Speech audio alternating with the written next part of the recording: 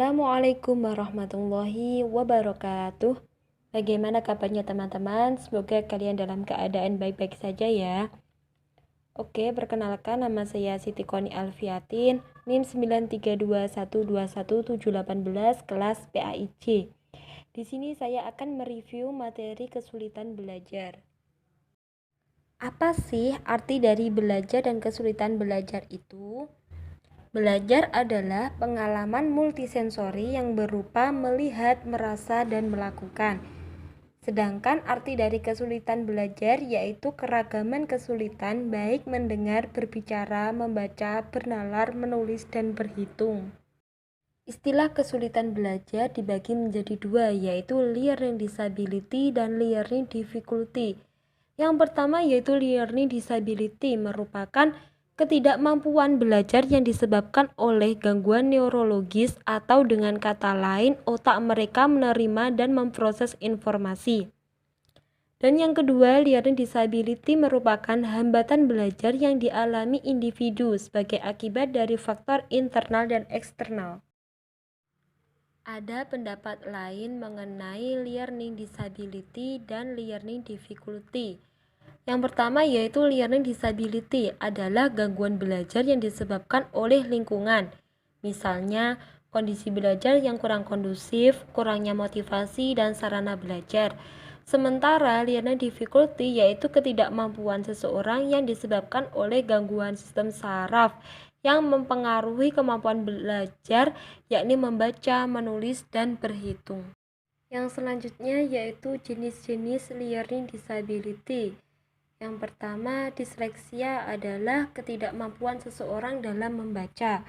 Ada dua jenis kesulitan dalam membaca, yaitu kesulitan memahami hubungan antara bunyi, huruf, dan kata, dan ketidakmampuan untuk memahami arti kata, frasa, dan paragraf.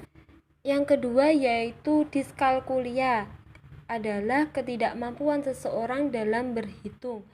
Ciri khusus diskalkulia antara lain yaitu menghafal dan mengurutkan nomor, menghitung, memfaktorkan angka, kesulitan menunjukkan waktu, mengukur jarak dan kecepatan, serta kesulitan dalam menyelesaikan masalah matematik. Dan yang ketiga yaitu disgrafia, ketidakmampuan anak dalam menulis.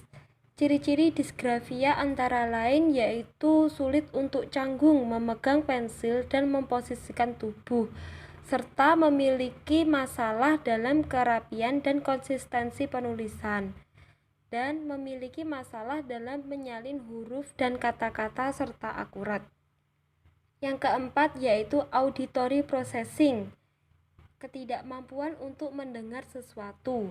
Ciri-ciri auditory processing yaitu ketidakmampuan membedakan suara dalam kata-kata sehingga kesulitan memahami, dan ketidakmampuan dalam memilih suara yang penting, serta ketidakmampuan mengingat informasi yang ditampilkan secara lisan.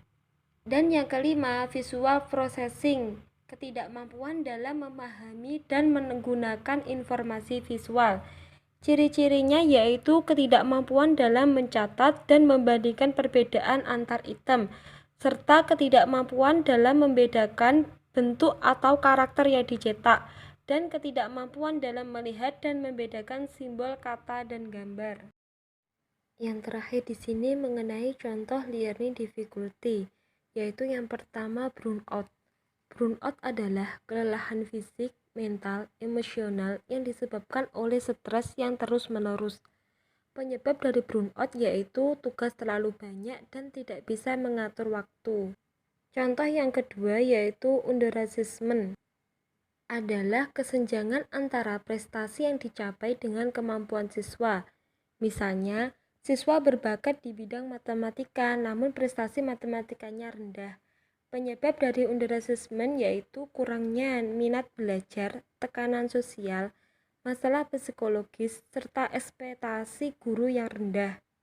Contoh yang ketiga yaitu prokrastinasi akademik, yaitu perilaku menunda-menunda atau menghindari kegiatan akademik dan tugas yang tidak diinginkan.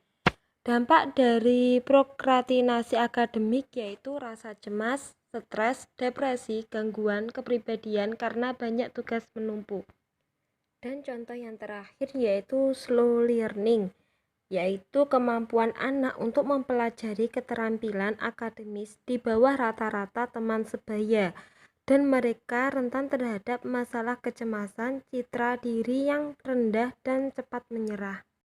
Sekian itu tadi ringkasan materi yang dapat saya sampaikan. Semoga kalian dapat memahami. Kurang lebihnya saya mohon maaf. Wassalamualaikum warahmatullahi wabarakatuh.